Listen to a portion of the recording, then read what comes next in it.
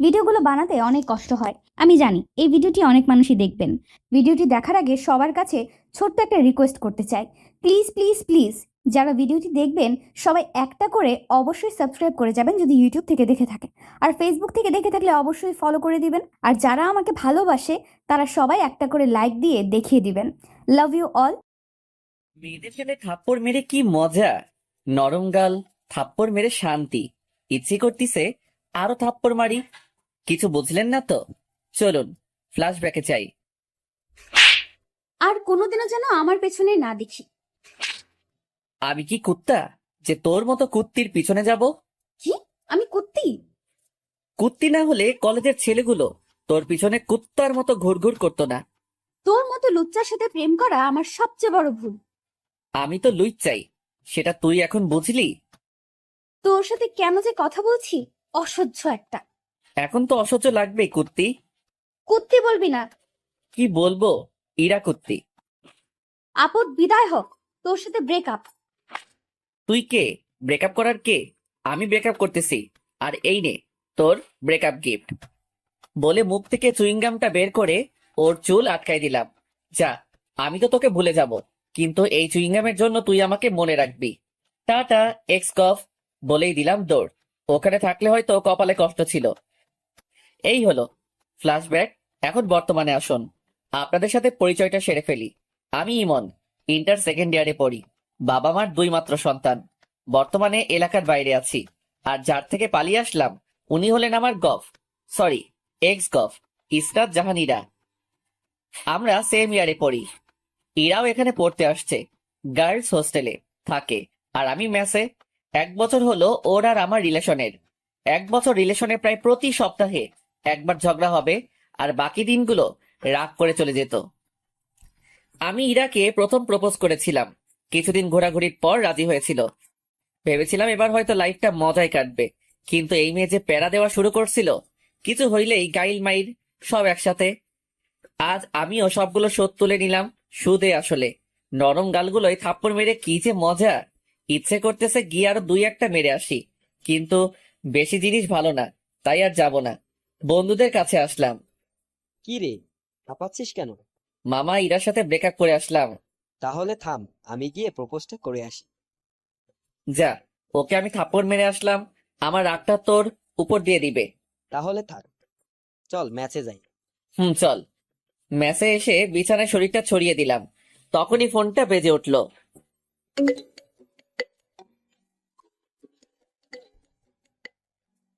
Hello, কে? নাম্বারটা দেখো। ভাইয়ার নাম্বার। ভাইয়া বলো। একটা ঘটনা ঘটে গেছে। কে মরলো আবার? আরে ধুর, ফাজলামি করিস না। কি হয়েছে সেটা বলো। আমি যখন কুমিল্লায় থাকতাম তখন একটা মেয়ে আমার সাথে কাজ করতো। মেয়েটা না অনেক সুন্দরী। ভালো তো। আমি মেয়েটাকে ভালোবাসি। ভালো তো তারপর? মেয়েটাও আমাকে খুব ভালোবাসে। ভালো তো তারপর? আমি ওকে বিয়ে করতে চাই। ভালো তো তারপর? তুই আব্বু আম্মুকে বল না। তারপর? শুধু তারপর করতেছিস কেন? কি করবো সেটা বল। আমি কি পাবো? কি চাস? বাইক।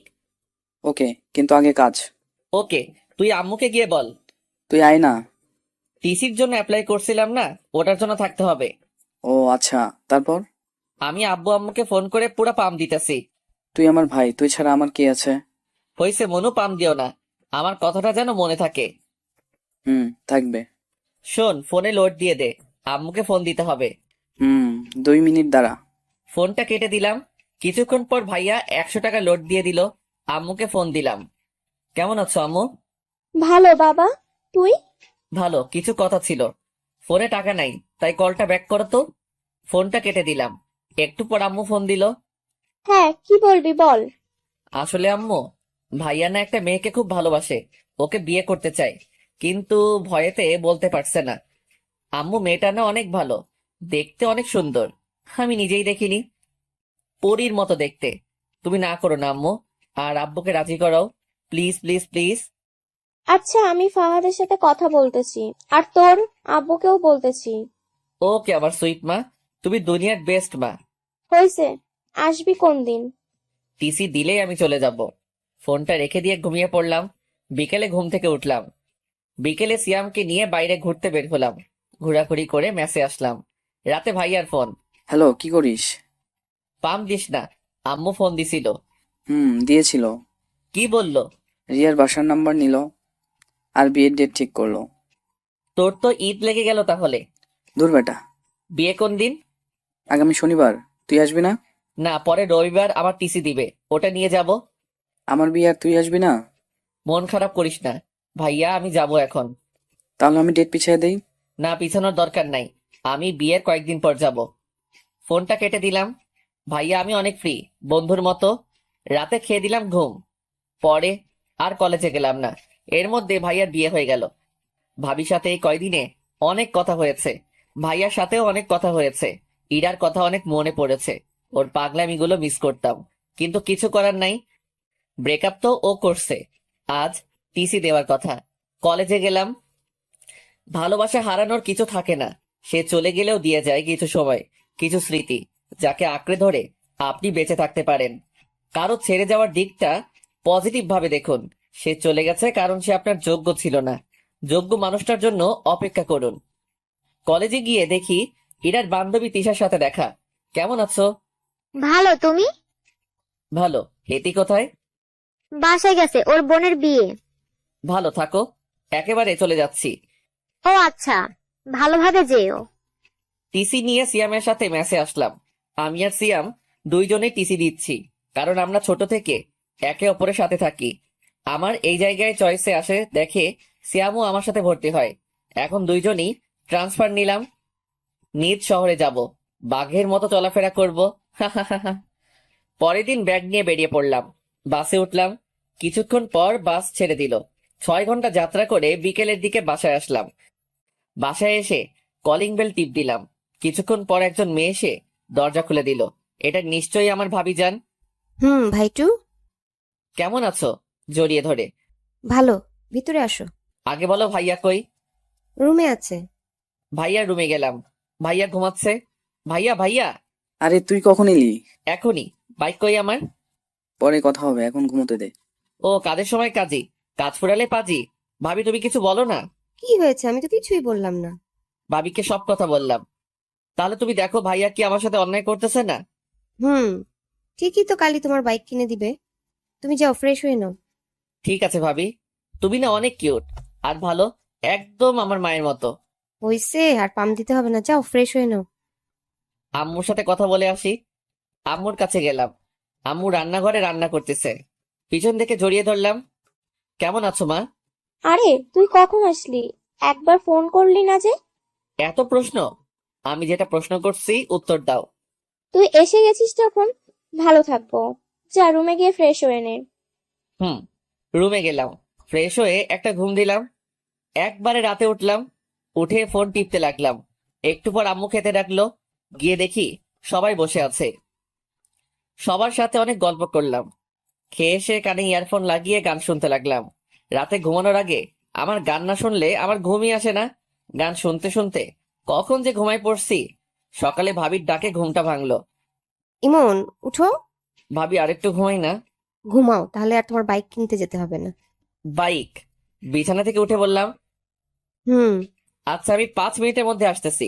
ফোনে বেশি চার্জ ছিল না, তাই হয়তো আমি ঘুমার পরপরই বন্ধ হয়ে গেছে। ফোনে চার্জ দিয়ে ফ্রেশ হয়ে নিচে গেলাম। নাস্তা করে আমি ভাবি আর ভাইয়া বেরিয়ে পড়লাম। শোরুমে গিয়ে বাইক কিনলাম, FJ5। এই নাও চাবি, ঘুরে আসো। আমি চাবিটা নিয়ে ভাইয়ার হাতে দিলাম। বাইকটা তোমাদের দেওয়া, তাই প্রথম তোমরাই ঘুরো, বাসায় দেখা হবে। ভাইয়া প্লাস ভাবি প্রথমে মানতে চাইছিল না, আমি জোর করে ওদের পাঠিয়ে দিলাম। তারপর সিয়ামকে ফোন দিয়ে আসতে বললাম। কিছুক্ষণ পর সিয়াম আসলো। দুজনে ঘুরতে লাগলাম। ঘোরাঘুরি করতে করতে মাঠের দিকে গেলাম। তখনই পিছন থেকে কে যেন ডাক দিল। পিছনে তাকাই দেখি মিতু। কিরে, কেমন আছিস? ভালো, তুই? ভালো। কোন দিন আসলি তোরা? কালকে আসছি, চল বসে গল্প করি। 3জন মিলে মাঠে বসে গল্প করলাম। দুপুরে বাসায় এসে খাওয়া করে দিলাম ঘুম। বিকেলে উঠে বাইরে বেরিয়ে পড়লাম। সন্ধ্যায় বাসায় আসলাম। ভাবি আর ভাইয়ার সাথে বসে অনেকক্ষণ ধরে গল্প করে খাওয়া করলাম। এইভাবে 1 সপ্তাহ কেটে গেল। ভাবির সাথে খুব ভালো সম্পর্ক গড়ে উঠলো। ভাবি আমাকে নিজের ভাইয়ের চোখে দেখে। আমার কোনো বোন আর ভাবির কোনো বোন না থাকায় ভাবি আমাকে ভাই বলেই ডাকে, কিন্তু আমি ভাবি বলেই ডাকি। এর মধ্যে কলেজে ভর্তি হয়ে গেলাম। ইমন, উঠো, কলেজে যাবি না? হুম। কখন কলেজ ছুটি দিল? হুম। কি হুম হুম? ওঠ না, না হলে গায়ে জল ঢেলে দিব। উঠতেছি তো। উঠে ফ্রেশ হয়ে নাস্তা করে বাইকটা নিয়ে কলেজে আসলাম। ক্লাস শেষ করে বাইরে আসলাম, তখনই ভাবির ফোন। হ্যালো ভাবি। ভাই, আমার একটা কাজ করে দিতে পারবি? বলো। আমার বোন আজকে আসবে, তুই যদি ওকে একটু স্টেশন থেকে নিয়ে আসতিস। আচ্ছা, কিন্তু আমি চিনবো কেমন করে? ও নীল ড্রেস পরে আছে, একটু তাড়াতাড়ি যায় ভাই আমার, ও ওয়েট করে আছে। বলেই ভাবি ফোন কেটে দিল। বন্ধুদের থেকে বিদায় নিয়ে স্টেশনে আসলাম। এখানে তো অনেক মেয়ে নীল ড্রেস পরা থাকতে পারে, কিন্তু ভাবির বোনকে চিনবো কেমন করে? কিছুক্ষণ ঘোরাঘুরি করার পর একটা নীল ড্রেস পরা মেয়ে দেখতে পেলাম, কিন্তু মাথা নিচু করে বসে আছে। আমি তার কাছে গেলাম। এটাই হয় মনে হয়, কিন্তু এভাবে বসে আছে কেন? এই যে বিয়ান সাহেব, ভিক্ষা করা হলে বাসায় যাই। মেয়েটা মাথা তুলে আমার দিকে তাকালো। মেয়েটাকে দেখে আমার তো শখ খেয়ে মরে যাবার অবস্থা। তা তুই এখানে?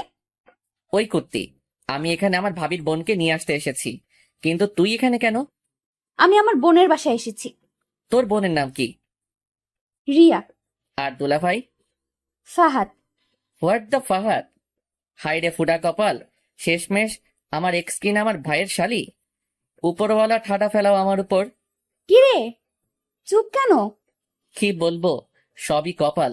চলো এখন। আমি কেন যাব তোর সাথে? তোকে এখনো জুতা মারিনি তোর কপালে। আমার সাথে যাবি, কারণ দুর্ভাগ্যবশত তোর বোন আমার ভাবি, আর আমার ভাইয়ের তুই শালি। আমার কথা শুনে ইরার উপর ঠাডা পড়ার মতো অবস্থা। আমি এই বিয়ে মারি না। আমি এক্ষুনি আপুকে বাসায় নিয়ে যাব। তাই নাকি? যা, আমি আমার ভাইয়ের আবার বিয়ে দিব। আমার কথাটা শুনে ইরা চুপ করে রইল। বাসায় যাবেন না ফিরে যাবেন? ইরা ব্যাগটা নিয়ে উঠে দাঁড়ালো আর সামনের দিকে হাঁটা শুরু করলো। ও সামনে সামনে হাঁটছে আর আমি পিছনে পিছনে। আমি বাইকের কাছে এসে থেমে গেলাম, কিন্তু ও হাঁটতে থাকলো। এই ম্যাডাম, বাইক এখানে। ও পিছনে তাকালো, আবার আমার কাছে আসলো। আমি বাইক স্টার্ট দিলাম, কিন্তু ও দাঁড়িয়ে রইলো। কি হলো, ওটার ইচ্ছে আছে কি? ইরা কোনো কথা না বলে বাইকে উঠে বসলো। বাসার দিকে যেতে লাগলাম। শুন, আপু যেন না জানে যে তুই আমাকে চিনিস আর আমাদের সম্পর্ক ছিল। সেটা তুই না বললে আমি বলতাম। ভালো। বাইক চালাচ্ছিলাম, হঠাৎ করে সাইড মিররে ইরার চেহারাটা দেখলাম। বাতাসে চুলগুলো উঠছিল, আর ইরা ওগুলো হাত দিয়ে ঠিক করছিল। খুব সুন্দর লাগছিল। চুইংগামের জন্য একটা নতুন হেয়ার কাটিং দিতে পারলি, একটা থ্যাঙ্কসও দিলি না। কুত্তা, ওই দিন যদি তোর পাইতাম, জানিস আমার চুইংগাম ওঠাতে কত কষ্ট হয়েছে। ভালো তো। ইরা আর কোনো কথা বলল না। বাসার সামনে আসতে রাস্তায় মিতুর সাথে দেখা। মিতু দেখার সাথে সাথে ডাক দিল। মার্কেটে যাব একটু। এটা কে? ভাবির ফোন। আমাকে একটু মার্কেটে নিয়ে যাবি? তুই দাঁড়া, আমি নামিয়ে দিয়ে আসছি। আচ্ছা, তাড়াতাড়ি আয়। আমি বাইকটা নিয়ে বাসার সামনে আসলাম। ভিতরে যান, আমি আসছি। ইরা কিছুক্ষণ আমার দিকে তাকিয়ে রইল। আমি বাইকটা ঘুরিয়ে চলে আসলাম। মিতুকে নিয়ে মার্কেট করলাম। মার্কেট শেষ করে বাসায় আসলাম। বাসায় এসে ফ্রেশ হয়ে শুয়ে পড়লাম। কিছুক্ষণ পর ভাবি খাওয়ার জন্য ডাকলো। নিচে গেলাম খাওয়ার জন্য। গিয়ে দেখি ইরা বসে আছে। আমিও সামনে বসে পড়লাম। আমি নিজের মতো খেতে লাগলাম, আর ভাইয়া আর ভাবির সাথে কথা বলতে লাগলাম। ইরা মাঝে মাঝে আমার দিকে তাকাচ্ছিল, মনে হয় কিছু বলতে চাইছিল। আমি খাওয়া শেষ করে উপরে আসতে যাব, তখনই ভাবি ডাক দিল। ইমন, ইরাকে একটু ঘুরিয়ে নিয়ে আসিস প্লিজ, আমি আজ পারবো না, বাসায় অনেক কাজ আছে। আচ্ছা ভাবি, ওনাকে রেডি থাকতে বলিও। বলেই নিজের রুমে চলে আসলাম। বিকেলে বাইকটা বের করে ইরার জন্য অপেক্ষা করতে লাগলাম। আসতে দেরি করছিল দেখে বাইকের হর্ন দিতে লাগলাম। কিছুক্ষণ পর ইরা আসলো। সাদা ড্রেস, কপালে কালো টিপ, খোলা চুল, জাস্ট অসাম লাগছিল ওকে। ইরা আমার সামনে এসে দাঁড়িয়ে গেল। আমি মাথা নামিয়ে নিলাম। উঠুন। ইরাকে নিয়ে বাইকে ঘুরতে লাগলাম। হঠাৎ করে ফোনটা বেজে উঠলো। বাইকটা থামিয়ে ফোনটা বের করলাম। বের করে দেখি মিতুর ফোন। হ্যালো। কই তুই? পার্কের পাশের রাস্তায়। পার্কে আয়, আমি ওয়েট করছি। আচ্ছা দাঁড়া। ফোনটা রেখে দিয়ে পার্কে গেলাম। গিয়ে দেখি মিতু বসে আছে। আমি বাইকটা রাখলাম। আপনি এখানে বসুন, আমি আসছি। আসলে আমি এখানে এসেছি ইরাকে জ্বালানোর জন্য, না হলে আসতাম না। আমি ভালো করেই জানি ইরা আমাকে এখনো খুব ভালোবাসে, কিন্তু প্রকাশ করে না। আমি মিতুর পাশে গিয়ে বসলাম, ওর সাথে কথা বলতে লাগলাম। এদিকে ইরা একাই বসে আছে আর ভাবতিছে। আমি পিছন থেকে একটা শব্দ পেয়ে পিছনে তাকিয়ে দেখি বাইকটা নিচে পড়ে আছে। আমি লাফ দিয়ে উঠে বাইকটার কাছে আসলাম। ও খোদা, আমার নতুন বাইক! কুত্তা, তোর বাইকরেও ভাঙবো আর তোকেও। বলেই আমার পায়ে লাঠি দিয়ে মারলো। এত জোরে মেরেছে যে পায়ে লাগার সাথে সাথে ব্যথা শুরু হয়ে গেল। আরে আরে লাগছে তো, একে তো আমার বাইক ভাঙছোস, তার উপর আমাকে মারলি, আজ তোকে ছাড়বো না। ইরা আমাকে লাঠি দিয়ে মারতে লাগলো। আমাকে মারা আজ তোকে ছাড়বো না বলে ওর হাতে লাঠিটা নিয়ে ফেলে দিলাম। ওর কোমরে হাত দিয়ে ওকে টান দিয়ে নিজের কাছে নিয়ে আসলাম। ইরা ছাড়ার জন্য ছটফট করছে। কুত্তা, ছাড় আমায়। আমি ওর ঠোঁটে হাত দিয়ে চুপ করতে বললাম। ইরা ঠোঁটের কাছে ঠোঁট নিয়ে গেলাম। ইরা বড় বড় চোখ করে আমার দিকে তাকালো। ওর আরো কাছে যেতেই নিজের চোখ বন্ধ করে ফেললো। আমি ওর ঠোঁটের কাছে ঠোঁট নিয়ে গেলাম। ওর নিঃশ্বাসের শব্দ স্পষ্ট শুনতে পাচ্ছিলাম। ওর কাছে যাওয়ায় ও আরো জোরে নিঃশ্বাস নাম নিতে লাগলো।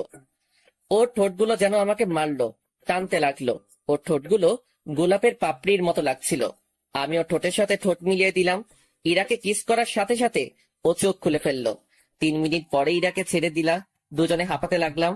কুত্তা, তুই আমাকে কিস করলি কেন? তুই আমার বাইক ভাঙতে চাইছিলি কেন? আমার ইচ্ছে হয়েছে, আমি ভাঙছি। আমার ইচ্ছে হয়েছে, আমি কিস করছি। কেন? আমার ঠোঁট কি তোর বাপের সম্পত্তি? না, আমার ভাবির সম্পত্তি। তাই দেখে তুই আমাকে কিস করবি? সেটা আমার বাইক ভাঙচুর করার আগে ভাবা দরকার ছিল। ইরা আর কোনো কথা বলল না। মিতুর কথা মনে পড়তেই আমি মিতুর কাছে আসলাম। মিতু ফোন টিপতেছে। তাহলে পিছনে কি হয়েছে ও হয়তো দেখেনি। কিরে, কি করিস? তুই কই গেলি তখন? একটা কাজ ছিল, বাসায় যাব, চল। চল। মিতুকে বিদায় দিয়ে ইরার কাছে আসলাম। ইরা গাছের সাথে হেলানি দিয়ে দাঁড়ায় আছে। আমি বাইকটা তুলে স্টার্ট দিলাম। ইরা পিছনে এসে বসলো। ইরার সাথে লজ্জায় কোনো কথা বলার ইচ্ছে হচ্ছে না। কেমন করে কি যে হয়ে গেল। দুজনে বাসায় আসলাম। ওকে নামিয়ে দিয়ে বাইকটা রাখলাম। তারপর নিজের রুমে গেলাম। ফ্রেশ হয়ে শুয়ে পড়লাম। কিছুক্ষণ পর আম্মু খেতে ডাকলো। গিয়ে দেখি ইরা বসে আছে। আম্মু, ভাইয়া আর আব্বু কই? ওরা আসেনি, তোরা খেয়ে নে। ইরা আমার সামনে বসে আছে। দুজনে মাথা নিচু করে খেতে লাগলাম। ভাবি আসলো। কিরে, কেমন ঘুরলি? ভালো আপু, জায়গাটা অনেক সুন্দর। আচ্ছা, খেয়ে নে। আমি খেয়ে নিজের রুমে চলে আসলাম। রাতে ঘুম ধরছিল না, তাই ছাদে গেলাম। একটু পর মিতুর ফোন আসলো। কিরে, কি করিস? এই তো ছাদে দাঁড়িয়ে আছি, তুই? শুয়ে আছি। মিতুর সাথে কথা বলতে লাগলাম। হঠাৎ করে আমি সামনে তাকিয়ে দেখি ইরা। মিতু, ফোনটা রাখ, আমি পরে ফোন দিচ্ছি। আচ্ছা। মিতু ফোনটা কেটে দিল। ইরা আমার কাছে আসলো। কার সাথে কথা বলছিলি? মিতুর সাথে। এরপর থেকে যেন ওই ডাইনির সাথে কথা বলা আর দেখা করা না দেখি, বলে দিলাম। কেন, কথা বললে কি করবা? ইরা আমার কাছ থেকে ফোনটা নিয়ে নিল। ফোন পাবি না, যখন দরকার হবে আমার কাছে বলবি, আমি দিব। না, ফোন ছাড়া আমার ঘুম আসে না, ফোন লাগবেই আমার। বলছি না পাবি না। ইরার কাছ থেকে জোর করে ফোনটা নিতে গেলাম, তখনও মেয়েদের চোর পকেটে ফোনটা ঢুকিয়ে দিল। চোর পকেট কি জানতে চাহিয়ে লজ্জা দিবেন না? এইবার নিয়ে দেখা। মনটা খুব হতাশ হয়ে গেল। আমি নিচে যেতে লাগলাম। তখনই ইরা আমার হাতটা টেনে ধরলো আর ঠোঁটের সাথে ঠোঁট লাগিয়ে দিল। হঠাৎ আমার কি যে হলো, ইমনকে কাছে টেনে নিয়ে ওর ঠোঁটের সাথে ঠোঁট লাগিয়ে দিলাম। ওকে কিস করার সময় ওর শরীরের এক অদ্ভুত ঘ্রাণ আমাকে ওর আরো কাছে টানতে লাগলো। 5 মিনিট পর ওকে ছেড়ে দিলাম। ইরা এভাবে কিস করবে ভাবতেও পারিনি। আই লাভ ইউ বলেই ইরা দৌড়ে নিচে চলে গেল। আমি নিজের রুমে চলে আসলাম। শুয়ে শুয়ে কতক্ষণ কি হইলো সেটা ভাবতে লাগলাম। সবকিছু মাথার উপর দিতে যাচ্ছিল। নিজে ব্রেকআপ করলো, আবার নিজেই আই লাভ ইউ বললো। আমার সাথে মজা নেওয়া, এবার দেখাবো মজা। যদি কাঁদিয়ে না ছেড়েছি তাহলে আমার নাম ইমন না। না, মজা পাইছে নাকি? এইবার মজা আমি দেখাবো। সব প্ল্যান ভাবতে ভাবতে ঘুমিয়ে পড়লাম। সকালে মনে হলো কে যেন আমার দিকে তাকিয়ে আছে। চোখ খুলতেই দেখি ইরা। কি ব্যাপার, আপনি এখানে? আপনি কাকে কি বলছেন? আপনাকে। মজা নেওয়া বাদ দে, মায়ের খাবি। অচেনা কাউকে তো আপনি করেই বলতে হয়। ফাইজলামি বাদ দিয়ে নিচে আয়, আপু নাস্তা করতে ডাকতিছে। বলেই ইরা নিচে গেল। কিছুটা রেগে গেছে। আমি ফ্রেশ হয়ে নিচে গেলাম। সবাই টেবিলে বসে, আমি ইরার মুখোমুখি চেয়ারে বসলাম। খাওয়ার মধ্যে ইরা পায়ের উপর পা উঠে দিল। আমি ওর দিকে তাকাতেই ও মুচকি একটা হাসি দিল। আমি টেবিল থেকে প্লেট নিয়ে উঠে সোফায় গিয়ে বসলাম। কি রে, ওখানে গিয়ে বসলি কেন? টিভি দেখতে দেখতে খাবো। তারপর সবাই খাওয়া শেষ করে যে যার মতো চলে গেল। ভাবি আর আম্মু রান্নাঘরে গেল। ইরা আমার পাশে এসে বসলো। আমি ওর দিকে না তাকিয়ে টিভি দেখতে লাগলাম। একটু পর ইরা আমার দিকে চেপে আসলো। আমি একটু সরে বসলাম। ও আরো চেপে আসলো। ধীরে ধীরে আমি একেবারে সোফার কোনায় চলে আসলাম। ইরা আমার শরীরের সাথে চেপে বসে আছে। আমি ওর দিকে তাকালাম, ও টিভির দিকে তাকিয়ে মুচকি হাসি দিচ্ছে। শুনছেন? কিছু বলবা? না, কিছু বলবো না। এমন ভাব করছে যেন কিছু বোঝে না। ধুর, এখানে আর থাকবো না। যেই উঠতে যাব, ইরা আমার হাত ধরে আবার সোফায় বসিয়ে দিল আর আমার কোলে বসে পড়লো। আর কি হচ্ছে এটা? আম্মু ভাবি কেউ দেখে ফেলবে তো? দেখলে দেখুক, আমার কি? এখন চুপ থাকো, টিভি দেখতে দাও। ধুরবাল, ভালো লাগে না। না পারছি উঠতে, না পারছি বসে থাকতে। মুটকিটার ভারেতে পা ব্যথা ধরে গেল। আরেকবার মুটকি বললে গলা টিপে মেরে ফেলবো। শুনলো কেমনে? হঠাৎ করে ভাবির আওয়াজ পেলাম। আমি ভয় পেয়ে ইরাকে ধাক্কা মারলাম। ইরা মেঝেতে পড়ে গিয়ে জোরে চিল্লানি দিল। ওর চিল্লানি শুনে ভাবি রান্নাঘর থেকে চলে আসলো। কি রে, নিচে বসে আছিস কেন? বসে নেই, পড়ে গেছি। কেমন করে পড়লি? এই রে, এবার যদি বলে দেয় আমি ধাক্কা মেরে ফেলে দিছি। পা পিছলে পড়ে গেছে ভাবি। ও, যা রুমে গিয়ে রেস্ট নে। তোর কি তার ছিড়া? দেখতে পারতেছিস না উঠতে পারতেছি না? রুমে যাবো কেমন করে? ইমন ভাই, তুই একটু রুমে দিয়ে আয় না, আমাকে রান্নাঘরে যেতে হবে। না ভাবি, আমি পারবো না। যা না ভাই, একটু, তুই আমার সুইট ভাই না। হইছে হইছে, আর মাখন মারতে হবে না। আসুন। ইরার দিকে হাত বাড়িয়ে ইরা হাত ধরে উঠতে গিয়ে আবার বসে পড়লো। কি হলো? উঠতে পারছি না। তাহলে কেমনে নিয়ে যাব? কোলে করে নিয়ে যাও। না, পারবো না। যা না ভাই আমার, প্লিজ প্লিজ। আচ্ছা আচ্ছা, ঠিক আছে। ভাবি রান্নাঘরে চলে গেল। আমি ইরাকে কোলে তুলে নিলাম। ইরাকে মুচকি মুচকি হাসছে। আমি ওকে ওর রুমে নিয়ে গেলাম। ও আমার গলা জড়িয়ে ধরেছিল। ওকে বিছানায় শুইয়ে দিয়ে উঠতে যাব, কিন্তু ও আমাকে জড়িয়ে ধরে রইল। কি হলো, ছাড়েন। না, আগে পাপ্পি দাও, তারপর। না, পারবো না। তাহলে আমিও ছাড়বো না। আমি ইরাকে নিজের থেকে জোর করে ছাড়িয়ে চলে আসতে যাব, তখন ও হাত টান দিয়ে দিল। আমি ওর উপরে পড়ে গেলাম। ইরা নিচে, আমি ওর উপরে। ইরা আমাকে জড়িয়ে ধরলো। মেয়েদের শরীর এত নরম আগে জানতাম না। দয়া করে কেউ খারাপ ভাবে নেবেন না প্লিজ। আমি ইরার শরীরের সাথে মনে হয় মিশে গেছি। কি করছেন, ছাড়েন। কেউ এসে যাবে তো। আগে পাপ্পি। পারবো না। আচ্ছা, আমি নিজে নিয়ে নিচ্ছি। যেই ইরা আমার ঠোঁটের কাছে ঠোঁট নিয়ে আসতে লাগলো, ভাবি তুমি এখানে? কথাটা শুনে ইরা আমাকে ছেড়ে দরজার দিকে তাকালো। এই সুযোগে আমি পালিয়ে গেলাম। কুত্তা, আমাকে টুপি পরানো পরে দেখে নিব। আমি ওখান থেকে চলে আসলাম। নিজের রুমে এসে ফোন টিপতে লাগলাম। বিকেলে মিতুর ফোন আসলো। কই আছিস? বাসায়। দেখা করতে পারবি? কোথায়? বড় মাঠে। আচ্ছা, একটু দাঁড়া, আমি যাচ্ছি। বাসা থেকে বাইকটা নিয়ে বেরিয়ে পড়লাম। মিতুর সাথে দেখা হয়নি, চুপচাপ চলে আসলাম। দেখতে পেলে কি যে করতো। মিতুর কাছে আসলাম। মিতুর সাথে অনেকক্ষণ গল্প করলাম। সন্ধ্যার দিকে হঠাৎ ফোনটা বেঁচে উঠলো। বের করে দেখি ভাবির ফোন।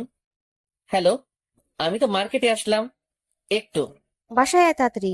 আচ্ছা। মিতুকে ওর বাসায় নামিয়ে দিয়ে বাসায় আসলাম। ফ্রেশ হয়ে ভাবি রুমে গেলাম। গিয়ে দেখি ইরা আর ভাবি গল্প করতেছে আর চা খাচ্ছে। ভাবি ফোন দিলে যে। সে কখন বের হয়েছিস না বলে, তাই ফোন দিলাম। বস, তোর জন্য চা নিয়ে আসি। ভাবি চা আনতে গেল। আমি সোফায় বসে ফোনটা বের করে টিপতে লাগলাম। সামনে এসে ফোনটা কেড়ে নিয়ে বিছানায় ছুঁড়ে মারলো। কই ছিলি? মিতুর সাথে দেখা করতে গেছিলাম। ও ফোন দিছিল, ওকে জ্বালানোর জন্য বললাম। তুই ওই ডাইনির কাছে গেছিস কেন? আমার ফ্রেন্ডের সাথে আমি দেখা করতে যাব, সেটা স্বাভাবিক ব্যাপার। না, দেখা করতে যাবি না, ওই মেয়ের নজর ভালো না। 2 দিন দেখে বুঝে গেলেন ওর নজর খারাপ। ও তোর দিকে কেমন করে তাকায়। তুই ওর সাথে কথা বলবি না, এমনকি কোনো মেয়ের সাথে কথা বলবি না। কেন? আমি মেয়ের সাথে কথা বললে দোষ, আর আপনি ছেলের সাথে কথা বললে কিছু না? আমার কথাটা শুনে ইরা চুপ হয়ে গেল। আসলে আমার ইরার ব্রেকআপ এই কারণেই হয়। ওর একটা ফ্রেন্ড ওকে লাইক করতো, আর আমি ওকে বলেছিলাম যাতে ওর সাথে কথা না বলে, কিন্তু ও শুনেনি। উল্টো আমি কোনো মেয়ের সাথে আমি কথা বললে সে রাগ দেখাতো। এর মধ্যে ভাবি চলে আসলো। ভাবি আসাতে ইরা নিজের জায়গায় গিয়ে বসলো। দাও। ভাবির সাথে অনেক গল্প করলাম। রাতে খাবার টেবিলে ইরা আমার দিকে মাঝে মাঝে তাকাচ্ছিল, কিন্তু কিছু বলছিল না। রাতে গিয়ে ঘুমিয়ে পড়লাম। কাল থেকে কলেজে যেতে হবে। সকালে ইরার ডাকে ঘুমটা ভেঙে গেল। কি হলো? কলেজে যাবা না? ওঠো। আমি কিছু না বলে উঠে ফ্রেশ হতে গেলাম। ফ্রেশ হয়ে বেরিয়ে দেখি ইরা নাস্তা হাতে নিয়ে দাঁড়িয়ে আছে। টেবিলে নাস্তার প্লেটটা নিয়ে আমার কাছে আসলো। আপনি নাস্তা করেছেন? না, সকালে মিষ্টি নাস্তা করব দেখে নাস্তা করিনি। দাঁড়াও, দেখাচ্ছি। মানে? ইরা আমার কাছে আসলো, হালকা করে ঠোঁটে একটা কিস করলো। এই হলো আমার মিষ্টি নাস্তা। তাড়াতাড়ি নাস্তা করে রেডি হয়ে নিচে আসো বলেই ইরা চলে গেল। আমি এখনো হয়ে দাঁড়িয়ে আছি। এই মেয়ের মতিগতি বোঝা আমার পক্ষে সম্ভব না। নাস্তা করে রেডি হয়ে ব্যাগটা নিলাম। নিচে আসতেই আম্মির ডাক। আম্মু বলো। এই নে, 1,000 টাকা হাতে ধরিয়ে দিয়ে, আমার কাছে তো টাকা আছে। লাগবে, রেখে দে। আর ইরাকে সাথে নিয়ে যা, ওকে একটু তোদের কলেজটা ঘুরিয়ে দেখা। ও বাসায় একা একা কি করবে? তোর সাথে গেলে মনটা একটু হালকা হবে। আচ্ছা, রেডি হতে বলো। আমি রেডি। পিছন থেকে ইরা বলল, ও তার মানে আগে থেকে ঠিক করা সবকিছু। তাই বলি হঠাৎ এত টাকা দিচ্ছে, সেটাও আবার আম্মু, ভাবা যায়? হয়েছে হয়েছে, যা এখন। ইরার দিকে তাকালাম। নীল ড্রেস, খোলা চুল, জাস্ট রূপকথা রাজকন্যা। আমি বাইকটা বের করে আনলাম। ইরা বাইরে দাঁড়িয়ে আছে। আমি ইরার সামনে গেলাম। কেমন লাগছে? আপনি কি ফ্যাশন শোয়ে যাচ্ছেন, না ছেলে পটাবেন যে এত সাজগোজ? ইরার মুখ কালো হয়ে গেল। ইরাকে এভাবে দেখলে কলেজের যে কোনো ছেলে ক্রাশ খাবে। তোমার যখন ভালো লাগছে না, তাহলে চেঞ্জ করে আসি। থাক, লাগবে না, উঠো। ইরা উঠে বসে আমাকে শক্ত করে জড়িয়ে ধরলো। ইরাকে নিয়ে কলেজে আসলাম। বাইকটা পার করে সিয়ামের কাছে আসলাম। সিয়াম ওর মামার বাসায় ছিল। কিরে, ইরা এখানে? সিয়ামকে সব বললাম। ভাই, তোর ভাগ্য বলতে হবে। কিন্তু ওকে আগে একটু ভালো মতো মজা দিতে হবে। আমাকে নিয়ে ফাইজলামি। তারপর দুজনে ইরার কাছে আসলাম। সিয়াম আর ইরা কথা বলল। আচ্ছা, এখানে থাকুন, আমরা ক্লাস করে আসছি। আমি কি করব এখানে? চত্বরে বসে থাকুন। আমি একা বসে থাকবো। থাকুন, আমি ক্লাস করে চলে আসবো। আমি আর সিয়াম ক্লাসের দিকে যেতে লাগলাম। পিছনে ফিরে দেখি ইরা বসে আছে, আর কিছু ছেলে ওর দিকে যাচ্ছে, হয়তো কথা বলবে। ছেলেগুলো ইরার কাছে গিয়ে কি যেন কথা বলছিল। আমি আর সিয়াম ক্লাসে না গিয়ে ওদের কাছে গেলাম। কি হয়েছে ভাইয়া? আরে ইমন ভাই, তুমি এখানে? কি হয়েছে? আসলে ভাই, আমার ফ্রেন্ড এই আপুকে অনেক পছন্দ হয়েছে, তাই কথা বলতে আসছিলাম। ওটা তোদের ভাবি হয়। ভাই, আগে বলবা তো, ভুলেই গেছে। আর হবে না, আপু মাফ করে দেন প্লিজ। ছেলেগুলো চলে গেল। তোকে আজ ক্লাস করতে হবে না, তুই ওকে নিয়ে ঘুরে আয়। বাইকটা নিয়ে আসি। বাইকটা নিয়ে ইরার সামনে আসলাম। ইরা উঠে শক্ত করে জড়িয়ে ধরলো। সবাই আমার দিকে তাকিয়ে আছে। ভাবিজি রোম্যান্স বাইরে গিয়ে কইরেন, এটা ক্যাম্পাস। বলেই সিয়াম দৌড়ে চলে গেল। আমি বাইকটা জোরে টান দিলাম। বাইক আর মেয়ে পার্ট তো দেখাতে হবেই। সারাদিন ইরাকে নিয়ে বাইকে ঘুরলাম।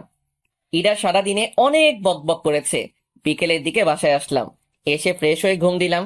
সন্ধ্যায় ঘুম থেকে উঠে পুরো অবাক হয়ে গেলাম। ইরা আমাকে জড়িয়ে ধরে শুয়ে আছে, কিন্তু ও এখানে কখন এলো? আমি ইরার দিকে তাকিয়ে দেখতে লাগলাম। ফ্যানের বাতাসে চুলগুলো উঠছে, মুখটা খুব মায়াবী লাগছে। হঠাৎ করে ইরার ঘুমটা ভেঙে গেল। কি ব্যাপার, তুমি এখানে কখন আসলা? আসলে আপু তোমাকে ডাক দিতে বলছিল, কিন্তু এসে দেখি তুমি ঘুমাচ্ছ। আমারও ঘুম পাচ্ছিল, তাই এখানে ঘুমিয়ে পড়ি। কি? যদি ভাবি এসে দেখে ফেলতো তাহলে কি ভাবতো? যা ভাবার তাই ভাবতো। এখন উঠে ফ্রেশ হয়ে নিচে আসো। আমার কপাল একটা পাপ্পি দিয়ে ইরা চলে গেল। মেয়েটার মায়ায় আরো পড়ে যাচ্ছি। কি যে করি, ওকে কষ্ট দিতে পারছি না। আমি যে ওকে ভালোবাসি, তাহলে কষ্ট কেমন করে দেই? আর ওর থেকে দূরে থাকতে পারবো না। কালকে ওকে সব বলবো। উঠে ফ্রেশ হয়ে নিচে গেলাম। ভাবি আর ইরা আর আম্মু বসে কি যেন বলা বলি করছে। আমি যেতেই চুপ হয়ে গেল। ঘুম হলো? খুব ভালো ঘুম হয়েছে, তাই না? কি বলছো, কিছুই বুঝতেছি না। থাক, আর বুঝা লাগবে না। আমার আর কিছুই বুঝা লাগবে না, বস এখানে। আমি গিয়ে ভাবির পাশে বসলাম। তোরা গল্প কর, আমি রান্না করে যাই। আম্মু রান্না করে চলে গেল। আমিও যাই, আম্মুকে সাহায্য করি। ভাবিও চলে গেল। আমি বসে ফোন টিপতেছি আর টিভি দেখতেছি। হঠাৎ ইরা এসে আমার কোলে শুয়ে পড়লো আর টিভি দেখতে লাগলো। আরে কি করছো, ভাবি এসে যাবে তো। আসলে আসুক, আমার কি। ইরা টিভি দেখতে লাগলো আর আমি রান্নাঘরের দিকে তাকিয়ে রইলাম, ভাবি আসছে কিনা। ইরার দিকে তাকালাম। ইরা টিভি দেখতে ব্যস্ত। ইচ্ছে করছে ইরার মাথায় হাত বুলিয়ে দেই, কিন্তু কেন জানি সাহস হচ্ছিল না। তাই চুপচাপ বসে রইলাম। একটু পর ইরাকে ভাবি রান্নাঘর থেকে ডাক দিল। ইরা উঠে রান্নাঘরে চলে গেল। একটু পরে 1 কাপ চা হাতে নিয়ে আসলো, এনে আমাকে দিল আর পাশেই বসে পড়লো। অর্ধেক চা খেতেই ইরা কাপটা নিয়ে বাকিটা চা খেতে লাগলো। আমি ওর দিকে তাকিয়ে রইলাম। কি হলো, এভাবে তাকিয়ে আছো কেন? না, এমনি। বজ্জাত কোথাকার চায়ের কাপটা নিয়ে নিল। রাতে খাবার খেয়ে রুমে আসলাম। এসে গান শুনতে শুনতে ঘুমিয়ে পড়লাম। সকালে ঘুম থেকে উঠে ফ্রেশ হয়ে নিচে গেলাম। ইরা নাস্তার টেবিলে বসে আছে, আমিও বসে পড়লাম। খাওয়ার সময় ইরা পায়ে গোতা দিতে লাগলো। একসময় পা সরিয়ে নিলাম, ইরার পা চেয়ারের সাথে লাগলো, তাই হয়তো ওর মুখ কালো হয়ে গেল। আমি নাস্তা করে কলেজে আসলাম। আজ ইরা কলেজে আসেনি, কারণ ওর ভাবির সাথে মার্কেটে যাওয়ার কথা ছিল। কলেজে ক্লাস করে বের হচ্ছি, তখনই মিতু আসলো। কালকে ওই মেয়েটার সাথে তো খুব ঘুরলি। কেন, কি হয়েছে? না, তোকে একটা কথা বলার ছিল। কি কথা বল। এখানে না, বিকেলে পার্কে আয়। আচ্ছা চল, তোকে নামিয়ে দেই। মিতুকে বাসায় নামিয়ে দিয়ে বাসায় আসলাম। কই ছিলি? কলেজে কই আবার থাকবো? তোর বাইকের পিছনে মেয়েটা কে ছিল? ও, ওটা আমার ফ্রেন্ড হয়। আর কোনোদিন যেন কোনো মেয়েকে বাইকের পিছনে নেওয়া না হয়, আর কোনো মেয়ের সাথে প্রেম টেম করা যেন না শুনি। আম্মু, আমার রুমে চলে আসলাম। এসে দেখি ইরা আমার বিছানায় বালিশে মুখ লুকিয়ে কান্না করছে। কি ব্যাপার, তুমি এখানে আর কান্না করতেছো কেন? ইরা কান্না করেই যাচ্ছে। আমি ওর কাছে গিয়ে ডাক দিলাম। ও উঠে সোজা আমার শার্টের কলার ধরলো। তোকে না বলেছিলাম কোনো মেয়ের সাথে কথা বলবি না, কিন্তু তুই তো ওই ডাইনির সাথে বাইকে ঘোরাঘুরি করতেছিস। বলে ইরা কান্না করতে লাগলো। আরে আমি তো ওকে বাসায় নামিয়ে দিতে গেছিলাম। কেন তোকে বাসায় নামিয়ে দিতে হবে কেন? ওর কি হাত পা নেই, চলতে পারে না? রিক্সায় যাবে, অটোতে যাবে, তোর বাইকে কেন? আর নিব না, হয়েছে, এবার কলার ছাড়ো, লাগছে। ইরা আমাকে টান দিয়ে বিছানায় নিয়ে আসলো আর বুকের উপরে মাথা রেখে শুয়ে পড়লো। চুপচাপ থাকবি, আমাকে শুয়ে থাকতে দে। ঠিক আছে, সারাদিন না খেয়েছিলাম, এখন না খেয়ে শুয়ে থাকি। ইরা আমার মুখ তুলে তাকালো, তারপর আমার কাছে এসে ঠোঁটের সাথে ঠোঁট লাগিয়ে দিয়ে চুষতে লাগলো। পুরো 5 মিনিট পর ছেড়ে দিল। দুজনেই হাঁপাতে লাগলাম। এবার হইছে, এখন চুপচাপ শুয়ে থাকবি। ইরা আমার বুকে শুয়ে পড়ল। একসময় ইরা ঘুমিয়ে পড়ল। আমি ওকে ডেকে ফ্রেশ হয়ে নিচে এসে খাওয়া করলাম। ভাবি, আমি তোমার ঘরে গিয়ে ঘুমালাম। কেন? তোর ঘরে কি হয়েছে? তোমার বোন শুয়ে আছে। তাতে কি হয়েছে? তুই ওই ঘরে গিয়ে ঘুমা।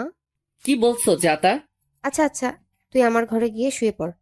আমি ভাবির ঘরে গিয়ে শুয়ে পড়লাম।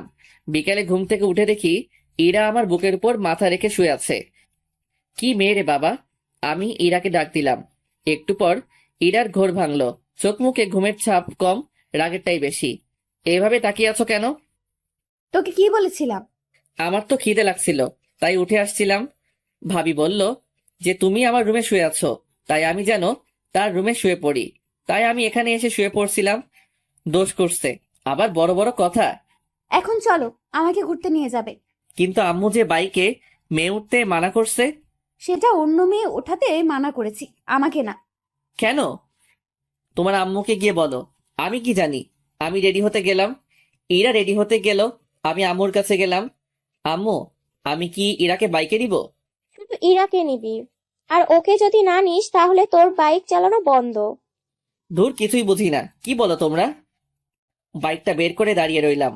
একটু পর ইরা এসে উঠে আমাকে শক্ত করে জড়িয়ে ধরলো। দুজনে পার্কের দিকে গেলাম।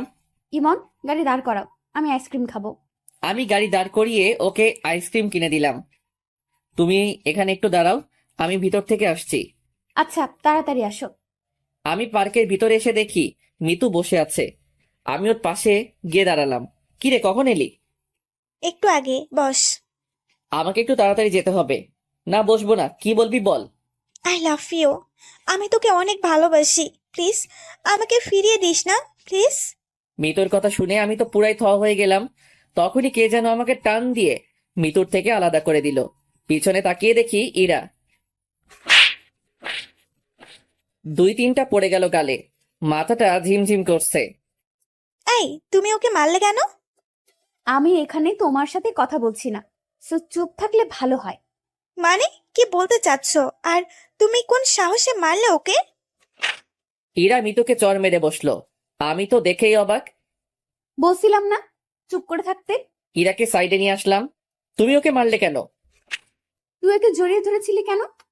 ভেবেছিলাম আমার ভালোবাসা দিয়ে তোমাকে আবার কাছে টেনে নিব, কিন্তু আমি ভুল ছিলাম। তুমি হয়তো আমাকে আর ভালোবাসো না। আসলে আমি পাগল। কেন যে ভেবেছিলাম তুমি হয়তো আমাকে আগের মতো ভালোবাসো, তাই তো তোমার কাছে নিজের ভালোবাসাটা জাহির করে গেছি। হয়তো আমার কপালে তোমার ভালোবাসা নেই। আসলে আমার মতো মেয়ে হয়তো ভালোবাসার যোগ্য নয়। পারলে ক্ষমা করে দিও। ইরা কাঁদতে কাঁদতে মিতুর কাছে আসলো। আপু পারলে আমাকে ক্ষমা করে দিয়েন। আসলে আমি এতদিন একটা ভুল ধারণা নিয়ে বেঁচেছিলাম, সেটা আজ ভেঙে গেল।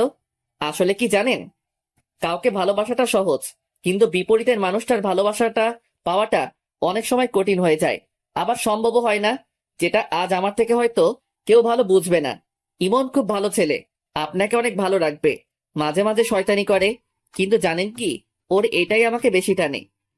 আপনি হয়তো ভাবছেন আমি এসব কেন বলছি, আপনি হয়তো এটাও ভাবছেন যে ইমনকে আমি আপনার থেকে কেড়ে নিব। সেটা নিয়ে ভাববেন না, আমি আপনাদের পথের কাঁটা হব না। ভালো থাকবেন। আর রাগের মাথায় তখন আপনাকে অনেক কিছু বলে ফেলেছি, পারলে মাফ করে দিয়েন প্লিজ। কথাটা বলে ইরা ওখানে থেকে কান্না করতে করতে চলে আসলো। আমি বাইক নিয়ে ইরার পিছন পিছন বাসায় আসলাম। ইরা ওর রুমে ঢুকে গেল। আমি নিজের রুমে গিয়ে শুয়ে পড়লাম। ধুর, কি করতে গেলাম আর কি হয়ে গেল। আমাকে ইরাকে বলতেই হবে সত্যিটা। আমি ইরা রুমের সামনে গিয়ে দাঁড়ালাম। ভিতর থেকে কান্নার শব্দ শুনতে পেলাম। ইরা হয়তো কাঁদছে, নিজেকে কেমন যেন অপরাধী মনে হচ্ছে। আমি ইরাকে ডাকতে শুরু করলাম, কিন্তু ইরা দরজা খুলল না। আমি দরজা ধাক্কাধাক্কি করতে লাগলাম। ইরা দরজা খুলল। প্লিজ আমায় একটু একা থাকতে দিন। যদি আপনি আরেকবার এভাবে এসেছেন, তাহলে আমি এক্ষুনি এই বাসা ছেড়ে চলে যাব। কথাটা বলেই ইরা দরজা বন্ধ করে দিল। আমি রুমে চলে আসলাম। একটু পর ভাবি খাবার জন্য ডাকলো। গিয়ে দেখি ইরা নেই। ইরার সাথে তোর কি হয়েছে? কই, কিছু হয়নি তো। তাহলে ও কান্না করছে কেন? আমি আর কিছু বললাম না, মাথা নিচু করে রইলাম। খেতে ইচ্ছে করছিল না, তাই না খেয়ে নিজের রুমে চলে আসলাম। চোখ বন্ধ করে শুয়ে আছি। একটু পর মাথায় কারো হাতের স্পর্শ পেলাম। চোখ খুলে দেখি ভাবি। আমার ভাইটার বুঝি মন খারাপ? না ভাবি, এমনি ভালো লাগছে না। আমাকে বুঝি বলা যাবে না, তাই না? আসলে তেমন কিছু না, মাথাটা খুব ব্যথা করছে, তাই খুব খারাপ লাগছে। তুই ভাবিস না, আমি সব ঠিক করে দিব, তুই এখন ঘুমা। কথাটা বলেই ভাবি চলে গেল। আমি চুপ করে শুয়ে রইলাম। চোখে ঘুম নেই। চোখ বন্ধ করলেই ইরার হাসি মুখটা সামনে আসছে। যে করেই হোক ওকে আমাকে পেতেই হবে। ওকে আর আমার থেকে দূরে যেতে দিব না। চিৎকার করে বলতে ইচ্ছে করছে, ইরা আমি তোমাকে ভালোবাসি। কাল যে করেই হোক ওর থেকে ক্ষমা চাইতে হবে। দরকার পড়লে ওর পায়ে পড়ব, কিন্তু ওকে নিজের থেকে দূরে যেতে দিব না। সারা রাত ঘুম হয়নি। ভোর রাতে ঘুমিয়ে পড়লাম। সকালে ঘুম থেকে উঠে ফোনটা হাতে নিয়ে দেখি 11টা বাজে। আমি তাড়াতাড়ি করে ইরার রুমে গেলাম। গিয়ে দেখি রুমে ফাঁকা, ইরার জামা কাপড় কিছুই নেই। আমি দৌড়ে নিচে আসলাম। ভাবি, ভাবি, ভাবি, কি হয়েছে? ইরা কই? ও আজ সকালে চলে গেছে। অনেক আটকানোর চেষ্টা করেছি কিন্তু পারিনি। কয়টা ট্রেন? 10:30টায়। আমি তাড়াতাড়ি করে বাইকটা বের করে স্টেশনের দিকে বেরিয়ে পড়লাম। সাবধানে যাস। স্টেশনে গিয়ে দেখি ট্রেন চলে গেছে। সাইডে বেঞ্চে বসে পড়লাম। চোখের কোণ দিয়ে এক ফোঁটা জল মাটিতে পড়ল। নীরবে বসে কাঁদতে লাগলাম। আজ আমার ভুলের জন্যই ইরা আমার থেকে দূরে চলে গেল। একটু পর ভাবির ফোন আসলো। হ্যালো ভাবি। কি হয়েছে তোর? তোর কণ্ঠটা এমন শোনা যাচ্ছে কেন? না কিছু না, বলো কি বলবা। পেলি ওকে? না ভাবি। আচ্ছা তুই বাসায় আয়, তোর সাথে কথা আছে। আচ্ছা আমি এক্ষুনি আসছি। বাইকটা নিয়ে বাসার দিকে যেতে লাগলাম। মুখের সামনে শুধু ইরার ছবিটা ভেসে উঠছিল। তখনই হঠাৎ করে কোথা থেকে যেন একটা রিক্সা বাইকের সামনে চলে আসে। আমি কন্ট্রোল সামলাতে না পেরে বাইকটা রিক্সার সাথে লাগাই দেই। চোখ খুলে দেখি মাথায় হাত আর পায়ে ব্যান্ডেজ। ভাবি সাইডে বসে আছে। ভাবি তোমরা এখানে? আর বাইকটা ঠিক আছে তো? তোর অ্যাক্সিডেন্ট করার পর একজন তোর ফোন দিয়ে আমাদেরকে ফোন করে হাসপাতালে আসতে বলে। আজ যদি তোর কিছু হয়ে যেত তাহলে আম্মুকে মুখ দেখাতাম কেমন করে? কিছু হয়নি তো? কিছু হয়নি। তুই জানিস তোর মাথায় হাতে পায়ে কয়টা সেলাই পড়েছে? থাক, সেটা বলার দরকার নেই। চুপচাপ শুয়ে থাক, বিকালে তোকে বাসায় নিয়ে যাব। ভাবি বাইরে চলে গেল। বিকেলে বাসায় গেলাম। আমি স্বাভাবিকভাবে হাঁটতে পারতেছি, কিন্তু হাঁটার জন্য একটু সমস্যা হচ্ছে। রাতের বেলায় ছাদে বসে আছি। আকাশে তারার মেলা, হাজারো তারার ভিড়ে চাঁদটাকেই দেখছি। একটু পর কেউ পিঠে হাত দিল। পিছনে তাকিয়ে দেখি ভাবি দাঁড়িয়ে। ভাবি তুমি এখানে? এত রাতে এখানে মন খারাপ হয়ে বসে আছিস কেন? এখনো বলবি তোর কিছু হয়নি? আসলে ভাবি, ঠিক আছে, যদি আমাকে আপন না ভাবিস তাহলে বলতে হবে না। ভাবি আমি ইরাকে ভালোবাসি, আর আমরা একে অপরকে অনেকদিন ধরেই চিনি। সেটা আমি, আম্মু, তোর ভাইয়া, আব্বু সবাই জানি। এরা আমাদের সব বলেছে। সেদিন কি হয়েছে সেটা বল। সেদিনে সব কথা ভাবিকে খুলে বললাম। বুঝলাম, এটা শুধু ভুল বুঝাবুঝি। আসলে আমার বোনটার রাগ আর অভিমানটা একটু বেশি, বুঝলি? সেটা অনেক আগে বুঝে গেছি। আচ্ছা, আমি দেখি কি করা যায়। কিন্তু এরকম মন খারাপ করে বসে থাকা চলবে না। যা, রুমে গিয়ে রেস্ট নে। এইভাবে 5 দিন কেটে গেল। মাথা হাত পায়ে সেলাই খুলে ফেললেও দাগগুলো রয়ে গেছে। সকালে ভাবির ডাকে ঘুম ভাঙলো। ইমন, তাড়াতাড়ি উঠে ফ্রেশ হয়ে রেডি হয়ে নিচে আয়। কেন? আজ তুই, আমি আর তোর ভাইয়া আমাদের বাসায় যাব। ভাবির কথাটা শুনে আমার খুশির সীমানা ছিল না। ভাবিকে গিয়ে জড়িয়ে ধরলাম। থ্যাংক ইউ ভাবি, তুমি দুনিয়ার বেস্ট কিউট ভাবি। হয়েছে, আর পাম দিতে হবে না, তাড়াতাড়ি নিচে আয়। তুমি 2 মিনিট ওয়েট করো, আমি 1 মিনিটে আসতেছি। আমি তাড়াতাড়ি ফ্রেশ হয়ে রেডি হলাম। তারপর নিচে আসলাম, নাস্তা করে বসে আছি। কিছুক্ষণ পর ভাইয়া আসলো। কি রে, ব্যাগ গোছানো শেষ? কতক্ষণ আর সময় লাগবে? ভাবি কই? প্রায় 20 মিনিট পর ভাবি রেডি হয়ে আসলো। এতক্ষণ লাগে? হয়েছে, তোর তো আর তর্স হয়েছে না। কেন? আচ্ছা, তুমি আরেকটু ময়দা মেখে আসো, আমরা দাঁড়িয়ে আছি। ওই ছাগল, আমি কোনদিন ময়দা মাখছি? প্রতিদিনই তো মাখো। দাঁড়া, তোর মার হয়নি অনেকদিন। আহ, তোমরা ঝগড়া বাদ দিয়ে চলো তো। এমনিতেই তোমার ময়দা মাখতে অনেক সময় চলে গেছে, আর দেরি করলে ট্রেন মিস। ভাবি রাগ করছো কেন? ভাইয়া তো মজা করে বলছে। আমি তো জানি তুমি আটা সুন্দরী না। আমার ভাবি দেখতে অনেক কিউট। ঠিক আছে, তুই বলছিস বলে যাচ্ছি, না হলে ওর আজ খবর করে দিতাম। ভাবির কথা শুনে ভাইয়ার মুখটা একদম চুপসে গেল। এবার চলো, না হলে দেরি হয়ে যাবে। চল। তারপর একটা অটো নিয়ে স্টেশনে গেলাম। কিছুক্ষণ পর ট্রেন আসলো। আমার তো আর তর সইছে না, কখন যে পৌঁছাবো কে জানে। আমার ব্যাপারটা হয়তো ভাবি বুঝতে পারছে, তাই বারবার আমার দিকে তাকিয়ে মুচকি মুচকি হাসছে। কি হলো, হাসছো কেন? না এমনি, তবে একটা কথা বলে দেই, আর 1 ঘন্টা লাগবে যেতে, তাই বারবার টাইম দেখা বন্ধ কর। কি 1 ঘন্টা? কেন, তুই কি 2 ঘন্টা শুনতে চাচ্ছিলি?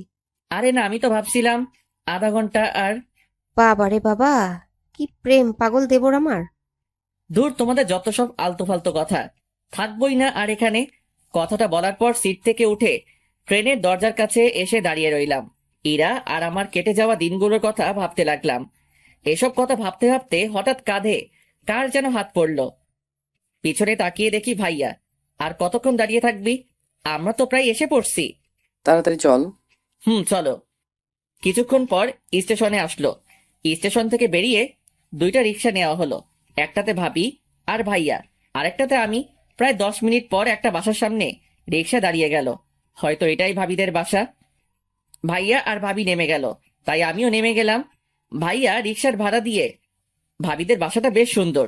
ভাবিদের বাসার দরজার কলিং বেল চাপতেই একটা মহিলা দরজা খুলে দিল, আর ভাবি তাকে জড়িয়ে ধরলো। হয়তো এটা ভাবির মা আর আমার হবু শাশুড়ি। ভাইয়া ওনাকে সালাম দিলেন, সাথে আমিও। তারপর সবাই ভিতরে গেলাম। ইরা, ইরা, দেখ কারা এসেছে। একটু পর ইরা নেমে আসলো। চোখের নিচে কালো দাগ, মুখ চোখ শুকিয়ে গেছে। হয়তো সারা রাত ঘুমায় না। কেমন আছেন দুলা ভাই? ভালো আছি, তুই কেমন আছিস আপু? আমি তো ভালো আছি, কিন্তু তুই হয়তো ভালো নেই। চেহারার এ কি অবস্থা করেছিস বলতো? ঠিকই বলেছিস, তোদের ওখান থেকে আসার পর সারাদিন মনমরা হয়ে বসে থাকে, কারোর সাথে কথা বলে না, খেতে ডাকলে বলে খেতে ইচ্ছে করে না। আমি কি করব বল, ওকে নিয়ে খুব দুশ্চিন্তায় আছি। আচ্ছা ঠিক আছে, তুমি টেনশন নিও না, এখন আমি এসে গেছি না, সব ঠিক করে দিব। ইরা, ইমনকে দোতলা রুমটা দেখিয়ে দে। এতক্ষণ পর ইরার চোখ আমার উপর পড়লো। কিছুক্ষণ আমার দিকে তাকিয়ে রইলো, তারপর আবার মাথা নিচু করলো। তারপর সামনের দিকে হাঁটতে লাগলো। আমি ওর পিছন পিছন হাঁটতে লাগলাম। কিছুক্ষণ পর একটা রুমের সামনে গিয়ে দাঁড়ালো। এটা আপনার রুম? ইরার মুখে আপনি কথাটা শুনে অনেক খারাপ লাগলো। আচ্ছা। ইরা পাশের রুমে ঢুকে গেল। হয়তো ওটা ওর রুম। ফ্রেশ হয়ে শুয়ে রেস্ট নিতে লাগলাম। কিছুক্ষণ পর ভাবি এসে খাওয়ার জন্য ডাকলো। গিয়ে দেখি রাজকীয় খাওয়া দাওয়ার ব্যবস্থা করা হয়েছে। আমরা আসার সময় কিছুক্ষণ থাকলেও এখন বাসায় অনেক লোক। আমি গিয়ে ভাইয়ার পাশে বসলাম। দুজনকে মরার মতো খাওয়ানো হলো। ভাইয়া ওদের জামাই, ভাইয়াকে খাওয়াক, কিন্তু আমাকে এত খাওয়ানোর কি দরকার ছিল? কোনো মতে রুমে এসে শুয়ে পড়লাম। কি ব্যথা! পেটটা মনে হয় ফেটে যাবে। সবাই জোর করে ভালোই খাইয়েছে, ভাইয়ার যে কি অবস্থা হচ্ছে কে জানে। ব্যথা! হঠাৎ কে যেন রুমে ঢুকলো। তাকিয়ে দেখি একটা মেয়ে। ভাইয়া, আসতে পারি? আসো। এই নিন। হাতে একটা 7 আপের বোতল ধরিয়ে দিয়ে। যাক, মেয়েটা মনের কষ্ট বুঝছে। তোমাকে তো ঠিক চিনলাম না। আমার নাম সিনথি। আমি আপনার ভাবির চাচাতো বোন। ও আচ্ছা। ভাইয়া, একটা কথা বলবো? বলো। আপনার কপালে আর হাতে এই দাগ কিসের? আমি কিছুদিন আগে অ্যাক্সিডেন্ট করেছিলাম, এগুলো তারই ভালোবাসা। আচ্ছা ভাইয়া, আমি এখন আসি, আপনি রেস্ট নিন। সিনথি চলে গেল। আমি বেশ বুঝতে পারছি ওকে ইরাই পাঠিয়েছে আমার কি হয়েছিল শোনার জন্য। আমি মনে মনে হেসে উঠলাম। খুব ক্লান্ত লাগছিল, তাই ঘুমিয়ে পড়লাম। বিকেলে ভাবির ডাকে ঘুম ভাঙলো। কি হয়েছে ভাবি, ডাকতিছো কেন?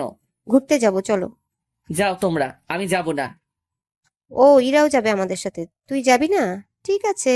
কি? দাঁড়াও, আমি এক্ষুনি রেডি হচ্ছি। ছাগল, তাড়াতাড়ি কর। হুম। আমি রেডি হয়ে নিচে গিয়ে দেখি সবাই দাঁড়িয়ে আছে। তারপর বাইরে গিয়ে 2টা রিক্সা নেওয়া হলো। একটাতে ভাবি আর ভাইয়া, আরেকটাতে আমি আর ইরা। ইরা রিক্সার এক কোণে, আমি এক কোণে। ইরা অন্যদিকে তাকিয়ে আছে আর আমি ইরার দিকে। হঠাৎ একটা গর্তে চাকা পড়ায় ইরা আমার কাছে চলে আসলো। আমি ইরার হাতের উপর যেই হাত দিতে যাব অমনি ও হাত সরিয়ে নিল। তারপর সবাই পার্কে গেলাম। ভাইয়া আর ভাবি এক জায়গায় বসে বাদাম খাচ্ছে আর গল্প করতেছে, আর এদিকে আমি শুধু বাদাম খাচ্ছি আর ইরা আনমনা হয়ে বসে আছে। একটু পর একটা ছেলে এসে ইরার পাশে দাঁড়ালো। কিরে, কেমন আছিস? ভালো, তুই? ভালো। এটা কে? এটা দুলা ভাইয়ের ভাই। ও আচ্ছা, হঠাৎ এখানে? এমনি ঘুরতে আসলাম। ছেলেটি ইরা আর আমার মধ্যে বসে আছে, ইরার সাথে গল্প করতে লাগলো। আমি চুপচাপ ওদের কথা শুনতে লাগলাম। ইরা এতক্ষণ চুপ করেছিল, কিন্তু এখন ছেলেটার সাথে হেসে কথা বলছে। এটা দেখে মাথায় রক্ত উঠে গেল। মনে হচ্ছে ছেলেটাকে উড়াধরা দেই, কিন্তু কি করব, ইচ্ছা থাকলেও উপায় নেই। ভাইয়া ভাবি দেখলে খারাপ ভাববে। তখনই দেখলাম একটা মেয়ে দূরে বসে একলা ফোন টিপতেছে। দাঁড়াও, আমাকে রাগানো? এবার দেখাচ্ছি। আমি ওদের ওখান থেকে উঠে মেয়েটার কাছে আসলাম। কারোর জন্য অপেক্ষা করছেন? কেন বলুন তো? না, একা বসে আছেন তাই বললাম। একা বসে থাকলে কি কারোর জন্য অপেক্ষা করা হয়? আসলে সেটা না, কিন্তু এখানে তো কেউ একা আসে না, তাই বললাম আর কি। ও, তাহলে আপনিও একা আসেননি? একা আসিনি সেটা ঠিক, কিন্তু একাই আছি। আপনার কথা ঠিক বুঝলাম না। অত বুঝে কি হবে বলেন তো? আমি ইমন। নিশি। আমার কথার উত্তরটা কিন্তু পেলাম না। কোনটা? এই যে, কারোর জন্য অপেক্ষা করছেন কিনা। না, তেমন কেউ নেই। ও, আপনার কেউ আছে? জি আছে। কে এসে? ওই যে দেখছেন একটা ছেলের পাশে একটা মেয়ে বসে আছে, ওইটা। মানে আপনার গার্লফ্রেন্ড আরেকজনের সাথে বসে কথা বলছে, আর আপনি এখানে বসে আছেন? ব্যাপারটা ঠিক হজম হলো না। সে অনেক কাহিনী, অন্য একদিন বলবো। ফ্রেন্ডস। ফ্রেন্ডস। আমি রিয়ার সাথে গল্প করতে লাগলাম। এদিকে ইরা রিয়াদ। কিরে, কি হলো? ওদিকে কি দেখছিস? কিছু না। তোর কি হয়েছে বলতো? আছে, চলো বাসায় যাব এক্ষুনি। একটু পর যাই, তুই বস এখানে। বলছি না বাসায় যাব, তাড়াতাড়ি উঠ। দুলা ভাই উঠেন তো। আচ্ছা, ইরা যখন বলছে চলো, চলে যাই, কিন্তু ইমন কই? কথা বলা শেষ হলে চলুন বাসায় যাব। আচ্ছা চলো। আমি নিশিকে বলে চলে আসলাম। আসার সময় অবশ্য ওর নাম্বারটা নিয়ে এসেছি। বাসায় আসলাম। আসার সময় অবশ্য ইরার মুখটা দেখার মতো ছিল। মাঝে মাঝে আমার দিকে রাগি লুকে তাকাচ্ছিল। মনে হচ্ছে চোখ দুটো দিয়ে খেয়ে ফেলবে। বাসায় এসে ফ্রেশ হয়ে নিচে গেলাম। সবাই একসাথে খাওয়া দাওয়া করলাম। ইরাও ছিল সাথে। রাতে ঘুম আসছিল না, তাই ছাদে গিয়ে দাঁড়ালাম। পকেট থেকে একটা সিগারেট বের করে ধরলাম আর রাতের আবহাওয়াটা উপভোগ করতে লাগলাম।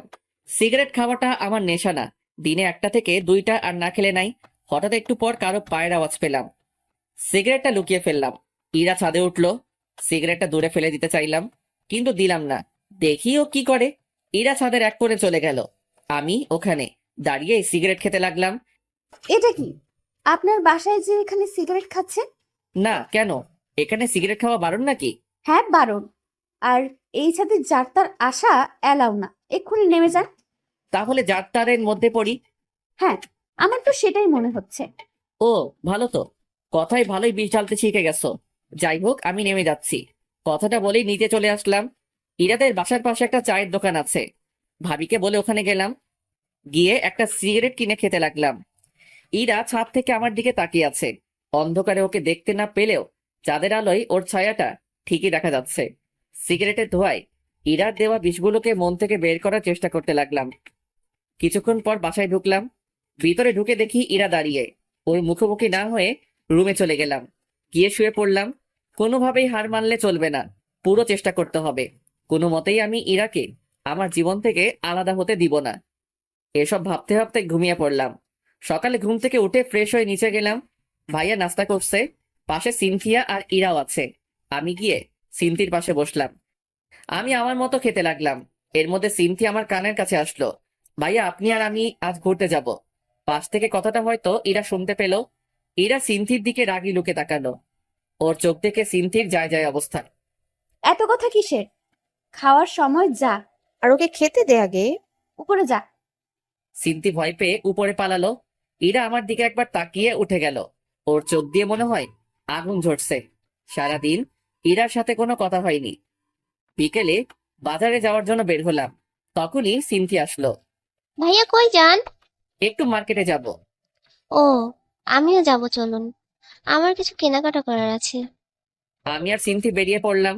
মার্কেটে গিয়ে সিনথি কেনাকাটা করতে লাগলো। তখনই একটা শপে একজোড়া পাইল দেখে খুব পছন্দ। আমি পাইলগুলো ইরার জন্য কিনে নিলাম। ইরার পাইল অনেক পছন্দ। আমরা মার্কেট থেকে বেরিয়ে আসবো, তখনই দেখলাম ইরা মার্কেটের ভিতরে যাচ্ছে। ভাবলাম এক্ষুনি পাইলগুলো ওকে পরিয়ে দেই, তাই ওকে ডাকতে লাগলাম। কিন্তু ও না শোনার ভান করে চলে যেতে লাগলো।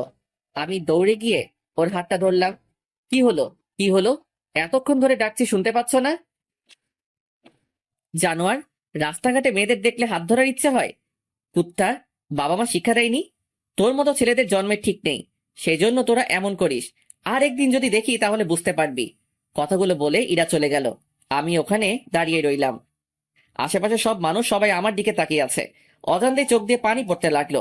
ইরা এমনটা করতে পারলো? হয়তো ভুলটা আমারই, কিন্তু আমার বাবা মা নিয়ে না বললেই পারতো। আজ বুঝে গেলাম ওর মনে আমি আর নেই। তাড়াতাড়ি করে নিজের চোখের জল মুছে ফেললাম। হঠাৎ করে কাঁধে কারোর হাতের স্পর্শ পেলাম। তাকিয়ে দেখি সিনথি। আরে বাদ দাও, আমি কিছু মনে করিনি। আরে কি বলছো তুমি? কেন ক্ষমা চাইছো? তুমি তো কিছু করনি। সব দোষ আসলে আমার ভাগ্যের।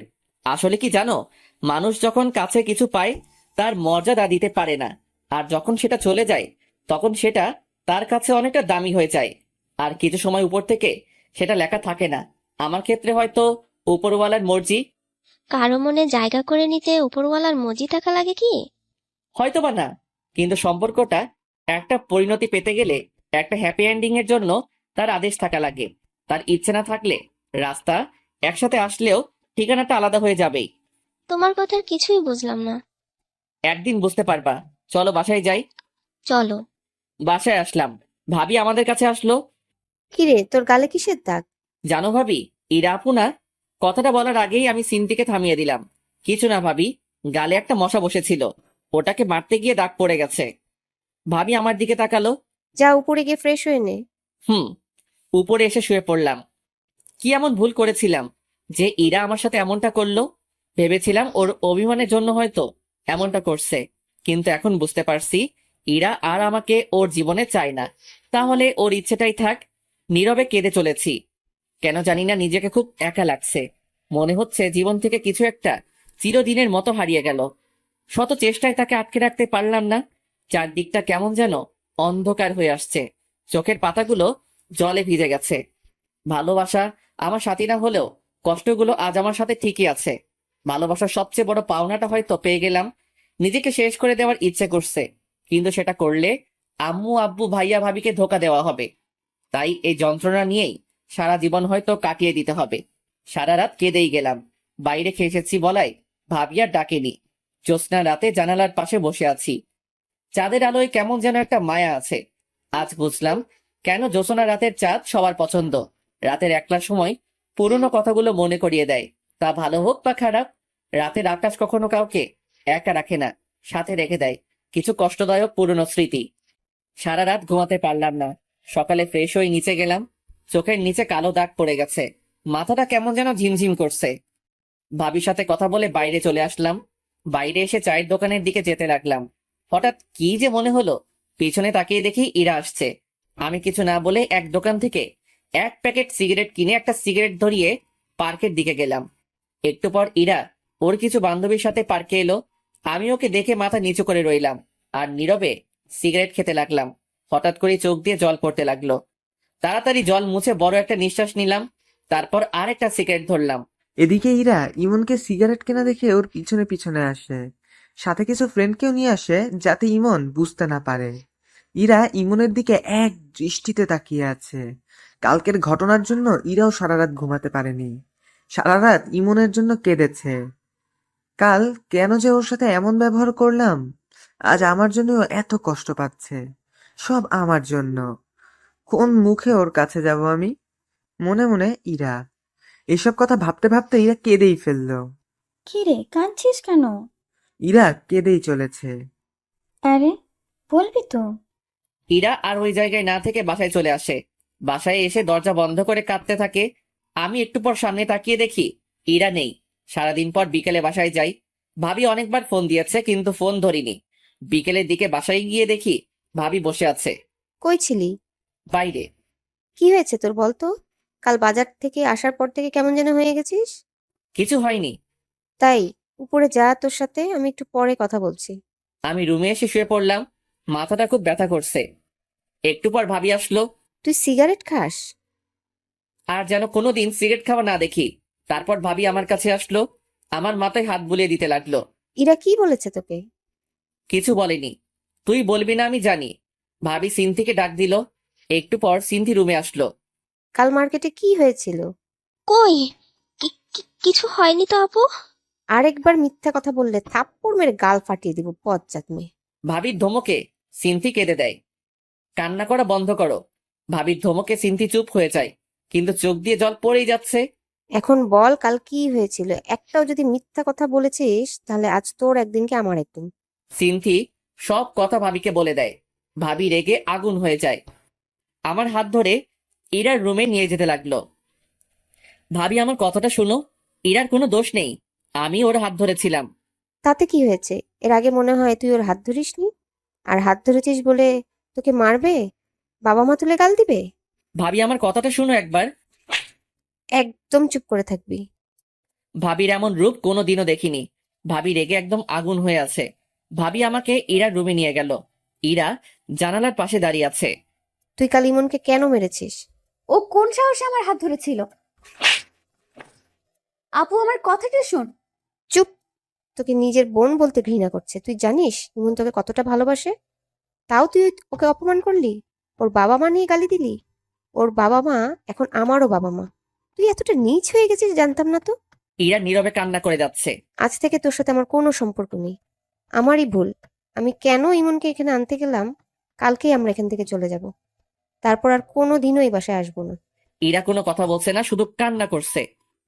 ইমন ভাই, আমাকে মাফ করে দে। আমার বোন এমনটা করবে আমি ভাবতেও পারিনি। আমি ওর হয়ে তোর কাছে মাফ চাইছি। কি করছো ভাবি? তুমি আমার বড়, তোমার মাপ চাওয়া মানায় না। ভাবি ওখান থেকে চলে গেল। আমি ইরার দিকে একবার তাকালাম। ইরা আমার দিকে তাকিয়ে আছে, চোখ দিয়ে জল পড়ছে, যেন কিছু বলতে চাইছে। ওর মুখটা খুব মায়াবী লাগছে, কিন্তু এই মায়ায় আর জড়িয়ে লাভ নেই। আমার রুমে চলে আসলাম। একটু পর ভাবি এসে আমার কাপড় গুছিয়ে দিতে লাগলো। ভাবি, ও তো তোমার নিজের বোন, তুমি কি ওর সাথে কথা না বলে থাকতে পারবা? এরকম বোনের দরকার নেই যে মানুষকে মানুষ মনে করে না। কিন্তু ভাবি। চুপ, একটা কথাও বলবি না। সব কাপড় চোপড় গুছিয়ে দিয়েছি, কাল সকালে তাড়াতাড়ি বের হতে হবে। ঘুমিয়ে পড়। কথাটা বলেই ভাবি বেরিয়ে গেল। রাতে ঘুম আসছে না। জানালার কাছে গিয়ে দাঁড়িয়ে রইলাম। বাইরে হালকা বাতাস বইছে, পরিবেশটা মনোরম মনে হচ্ছে। হঠাৎ করেই ইরার জন্য কেনা পায়েল দুটোর কথা মনে পড়লো।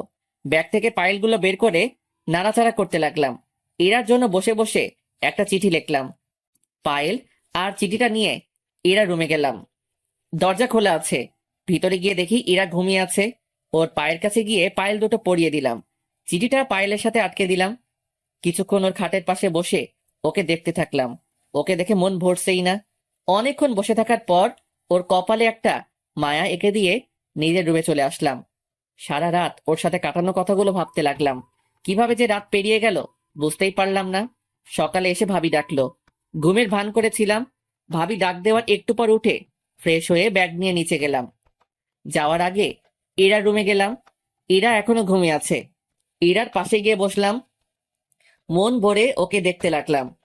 ওর চুলগুলোর জন্য মুখটা ভালো করে দেখতে পাচ্ছিলাম না। চুলগুলো আলতো করে সরিয়ে দিলাম।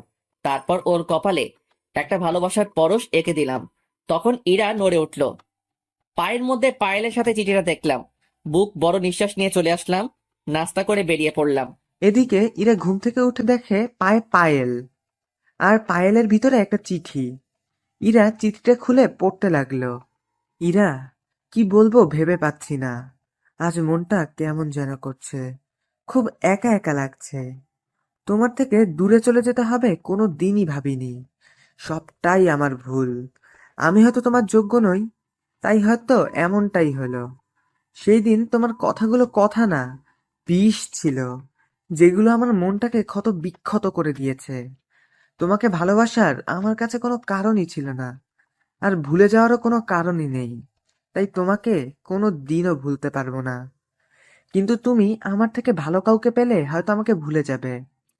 আর আমাকে দেখে যেন পুরনো কথা না মনে পড়ে, তাই আমি তোমার সামনে আর কোনো দিনও আসবো না আমার ভালোবাসা নিয়ে। আসবো না সেটা নিয়ে, চিন্তা করো না। পায়েলগুলো দেওয়ার জন্যই সেই দিন তোমার হাতটা ধরেছিলাম। আর সেদিনই বুঝতে পেরেছিলাম তোমার হাত ধরার ক্ষমতা আমার কোনো দিনই হবে না। পায়েলগুলো তোমার জন্যই কিনেছিলাম, তাই রেখে দিলে খুশি হব। ভেবে নিও এটা তোমার কাছে আমার শেষ চাওয়া। ভালো থেকো। আর আমার জন্য তোমার আর ভাবির সম্পর্কটা খারাপ হলো, তার জন্য আমি অনেক দুঃখিত। আশা করি আমার থেকে ভালো কাউকে নিজের জীবনে পাবে, যে আমার মতন জানোয়ার হবে না। ইতি ইমন। ইরা চিঠিটা নিয়ে বুকে জড়িয়ে কাঁদতে লাগলো। জীবনের সবচেয়ে বেশি যাকে ভালোবাসতাম সে আজকে দূরে চলে গেল। কি করে বাঁচবো আমি? আমার আর বেঁচে থাকার অধিকার নেই। কেন বাঁচবো আমি? আর কার জন্যই বা বাঁচবো? আমি, ভাবি আর ভাইয়া স্টেশনে বসে আছি। 30 মিনিট ধরে ট্রেন আসতে দেরি হচ্ছে। একটু পর ভাবির ফোনে একটা কল আসে। কিছুক্ষণ কথা বলার পর ভাবি চিৎকার দিয়ে ওঠে, ইমন ইরানা সুইসাইড করার চেষ্টা করছে। কি বলছো? ইরা কোথায় এখন? আম্মু ওকে হাসপাতালে নিয়ে গেছে। তাড়াতাড়ি চলো। আমরা সবাই হাসপাতালে গেলাম। অজান্তেই চোখ দিয়ে জল বেয়ে পড়তে লাগলো। ভাবি আমার কাছে আসলো। কাঁদিস না ভাই আমার। ভাবি, পাগড়িটার কিছু হয়ে গেলে আমি যে বাঁচতে পারবো না। আমি তো ওর ভালো থাকার জন্য ওর থেকে দূরে যেতে চেয়েছিলাম, কিন্তু ও যে এমনটা করবে। ভাবি, ওর কিছু হবে না তো? আমি ওর কাছে যাব ভাবি। একটু পর ডাক্তার চেক আপ করছে, তুই চুপটি করে বস, আমি আসতেছি। ভাবির কথা শুনে কিছুটা হলেও স্বস্তি পেলাম। কিছুক্ষণ পর ডাক্তার বের হলেন। সবাই দেখা করতে গেল। ভাবি আমাকে আগে যেতে বলল, কিন্তু আমি সবার পরে গেলাম। ইরা শুয়ে আছে। আমি রুমে ঢুকতেই আমার দিকে তাকিয়ে মুখ ঘুরিয়ে নিল। আমি ওর পাশে গিয়ে বসলাম। হাতে ব্যান্ডেজ করা। দুজনেই চুপচাপ। ইরা অন্যদিকে মুখ ঘুরিয়ে আছে। আমি ওর হাতের উপর হাত রাখলাম। ইরা চুপচাপ। দুজনের মুখে কোনো কথা নেই। কি বলবো ভেবে পাচ্ছি না। না, ওকে একটু রাগিয়ে দেখি। আমি কি চলে যাব? আসতে কি বলছে? কেউ বলেনি। নির্লজ্জ এর মতো চলে আসছি। এখন ফিরে যাই। যা, চলে যা, লাগবে না তোকে। আরে চিল্লাচ্ছ কেন? যাচ্ছি তো। উঠতে যাব, তখন দেখছি ইরা ফুপিয়ে ফুপিয়ে কান্না করছে। মুখটা কি এদিকে ঘোরানো যাবে? না, যাবে না। চলে যা তুই, কারো দরকার নেই আমার। সত্যি তো? কি হলো? ইরা আমার দিকে ঘুরলো। আমার চোখের দিকে তাকিয়ে আমাকে জড়িয়ে ধরলো। আমার বুকে মুখ গুজে কান্না করতে লাগলো। আরে এত কান্না কেউ করে? চুপ কর, একদম কথা বলবি না। আরেকবার যদি আমাকে ছেড়ে যাওয়ার কথা বলছিস তাহলে বুঝতে পারবি। তাহলে সেদিন বাজারে কি বললে? আসলে সেদিন তোমাকে সিনথির সাথে দেখে মাথা খারাপ হয়ে গিয়েছিল, তাই আবোল তাবোল বলে ফেলেছি। আমাকে মাফ করে দিও। তুমি যদি মাফ না করো তাহলে আমি আবার কিছু করে ফেলবো। আরে পাগলি, আমি কি তোমার উপর রাগ করে থাকতে পারি? অবশ্য আবার হাত কাটলে ভালোই হবে। কেন? তাতে তোমার ওজনটা যদি একটু। যে মোটু তুমি। কি আমি মোটু? বলেই বুকে কামড়ে ধরলো। আরে আরে লাগছে তো, ছাড়ো। ছেড়ে দিল। এভাবে কেউ কামড় দেয়? ওসব বাদ দাও, এখন একটা কিস দাও তো। কি কিস? এখন না, বিয়ের পর। দিবা কিনা বলো। কেউ এসে পড়বে। তোর গুষ্টি কিলাই। বলেই ইরা আমাকে টান দিল। আমি ইরার উপর পড়ে গেলাম। ইরা ঠোঁটের সাথে ঠোঁট লাগিয়ে দিল। 3 মিনিট পরে ছেড়ে দিল। দুজনে হাঁপাতে লাগলাম। ইরা আবার ঠোঁটের সাথে ঠোঁট লাগিয়ে দিল। এভাবে 3 বার কিস করলো। শেষমেশ ওকে ধাক্কা দিয়ে নিজের থেকে ছাড়িয়ে নিলাম। ইরা মুচকি মুচকি হাসতে লাগলো। আমি হাঁপাচ্ছি। এমন বারবার কেউ কিস করে? আমি করি। এখনই দম বন্ধ হয়ে যেত। হয়েছে, ঢং বাদ দাও। আমি ইরার পাশে বসলাম। বিকেলের দিকে ইরাকে বাসায় আনা হলো। গাড়ি থেকে নামার সময় ইরা ডাক দিল, কি বলছো ভাইয়া, ভাবি আছে তো? নিয়ে যাবে কিনা বল। ভাবি তখন আমার কাছে আসলো। দেখো না আপু, আমার মাথাটা ঘোরাচ্ছে, কেমন কেমন যেন লাগছে। ওকে বলছি কোলে করে নিয়ে যেতে, কিন্তু কিছুতেই নিয়ে যাচ্ছে না। একটা মেয়ে অসুস্থ, ওকে সাহায্য করা বাদ দিয়ে কি বলছিস? চা, উপরে নিয়ে চা। কথাটা বলে ভাবি হাসতে হাসতে চলে গেল। আমি ইরাকে কোলে তুলে নিলাম। ইরা আমার গলা জড়িয়ে ধরলো। ইরাকে ওর বেডে শুইয়ে দিলাম। আমার পাশে শুয়ে পড়ো। না না, সবাই কি ভাববে? বলছি না শুয়ে পড়ো। ইরা জোর করে ওর পাশে শোয়ালো। আমার বুকে মাথা গুজে চুপ করে রইলো। কিছুক্ষণ পর, ইমন, হুম। একটা কিস করি। না, করি না। এখন না, এখন ঘুমাও। তাহলে মাথায় হাত বুলিয়ে দাও।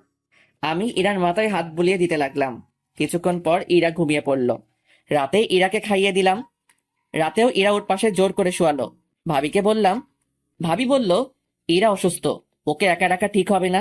ভাইয়া ভাবি সাথ নিল। মাঝরাতে, ইমন শুনছো? কি হলো? ছাদে যাব, চলো। রাত 1টা বাজে, এখন ছাদে গিয়ে কি করবা? চাঁদ দেখবো, চলো না। কাল গেলে হয় না? না হয় না, চলো এক্ষুনি।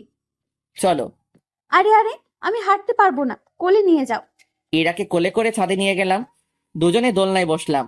ইরা আমার কাঁধে মাথা রাখলো। মুহূর্তটা চাওয়ার কিছু ছিল না। মনে হয় সময়টা এখানে থেমে যাক। আমাদের এই মুহূর্তে। ইমন, আবার কি হলো? আর ছেড়ে যাবে না তো? যতদিন পর্যন্ত উপরে যে আছে তার ডাক না পড়ছে, ততদিন পর্যন্ত আমি তোমার পাশে আছি। একটা কথা বলবো। বলো। একটা কিস দিবা? আবার দিবা না? যাও, তোমার সাথে কথা নাই। আরে বলছি দিব না। তাহলে দাও। ইরার কপালে একটা মায়া এঁকে দিলাম। এরকম করে কেউ কিস দেয়? তাহলে কেমন করে দেয়?